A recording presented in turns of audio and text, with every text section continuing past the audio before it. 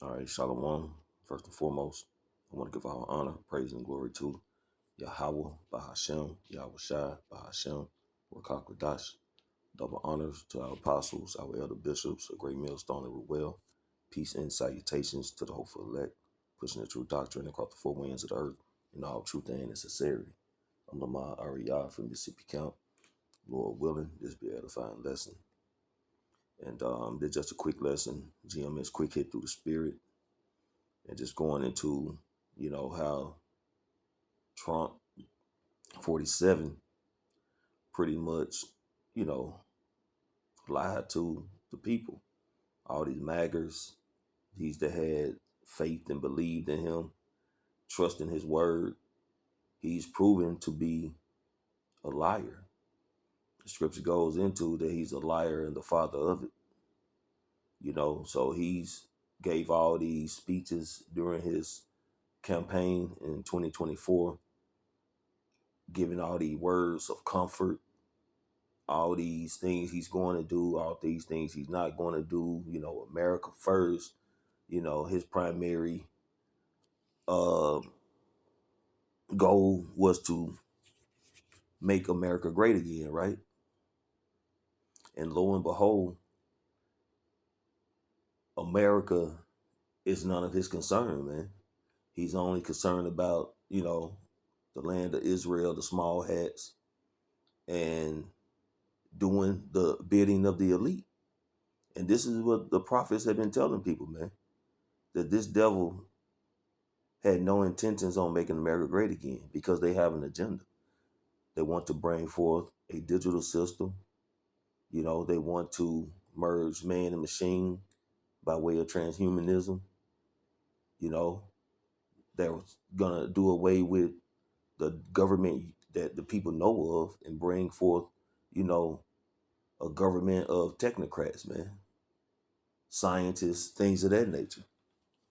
And this is all to forward their NWO agenda, man, as well as bring the MOTB. But it's all prophecy, you know.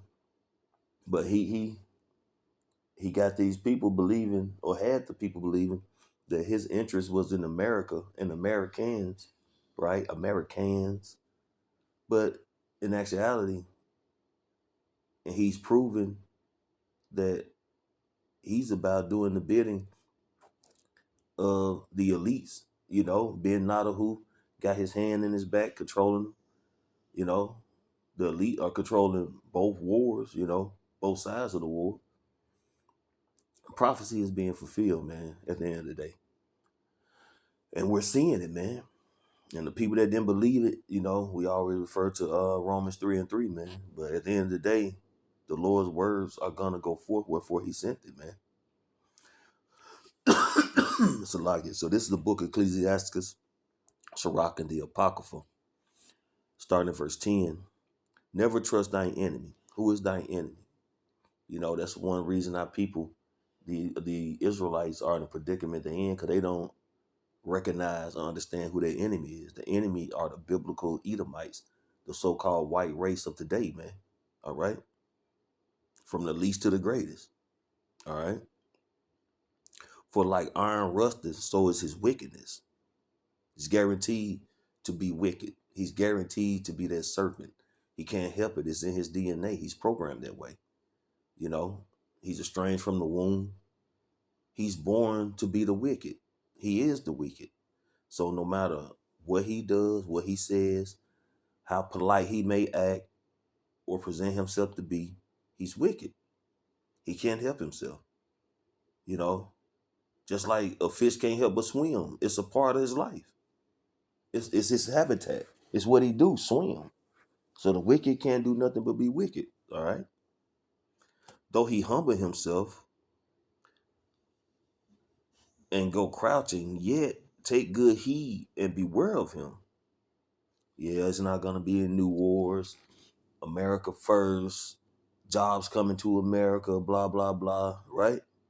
Humble, just being this great leader as he presents himself to be, that the people been waiting for, right? All right.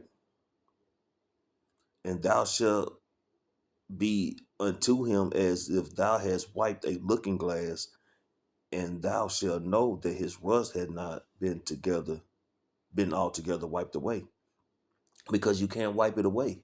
You can't do away with his whole DNA, his whole build, his whole spirit of being wicked. It cannot be done away with. He humbled himself.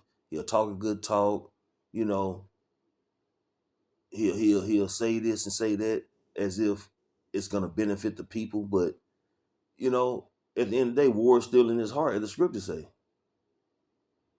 War has been in his heart. For 40 years, Trump been ready to go into Iran just like Netanyahu, right? And lo and behold, the Lord got both of them in the position where they tag team and start bombing Iran. Not understanding that, or maybe they got an idea, but they trying to offset prophecy. But nevertheless, it's prophecy being fulfilled, man. The Lord is starting the gathering, man. He's putting all the pieces in place to bring forth the MOTB to be implemented, Jacob Trouble to be in full effect, World War III to be carried out. That way Yahweh Shai and the heavenly host of angels will intervene. Okay? The Lord is putting everything into place to make that power play. All right? But the whole point of this video is to show that Donald Trump is a liar, man. He played the people. They put their trust in this devil. Scripture say, woe to you that trust in Egypt, man. That's even for, these devils, man. They trust in Egypt. 2/3 trust in Egypt. But they're being put in a bad position, man, for trusting in trusting in man. All right. So I'm gonna play these couple videos. I'm gonna close it out. And that's why we push to our people, never trust our enemy. Okay? Never trust our enemy. That's why we go to 2nd Ezra 15 chapters to speak into the ears of our people the words of prophecy by way of Yahweh Shem Yahushua to warn them, give them warning from the Lord of the prophecies coming to pass, tell them about their enemy, what they're gonna do.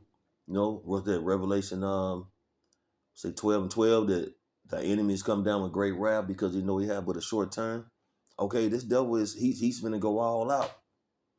He's trying to burn everything down so he can be that phoenix and rise out the ashes and bring forth his NWO, man. But it's not going to happen because the Lord has made a bound that he cannot pass. But nevertheless, he's thriving to do it, man. And the Lord is going to use the devil as the hammer of the earth to bring forth a lot of judgment, man. It's going to be real bad out here, man. It's going to get dangerous, evil, cold, and uncertain. Okay? So, Lord willing, this is an edifying lesson. I want to give all honor, praise, and glory to Yahweh, Bahashem, Yahweh Shai, Bahashem, Rakak Kwadash. Double honor to our apostles, our elder bishops, a great millstone, and well. Peace and salutation to the hopeful elect. Shalom. I am the candidate of peace. I am peace. People don't believe that.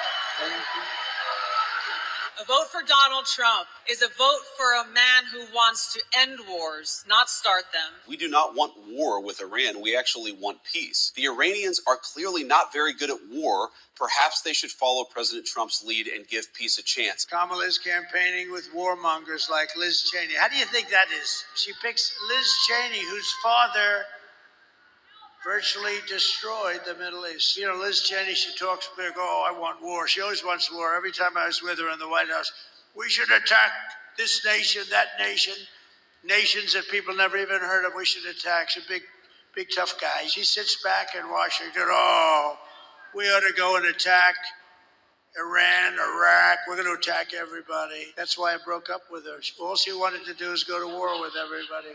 These war hawks, they want to draft your kids to die in wars.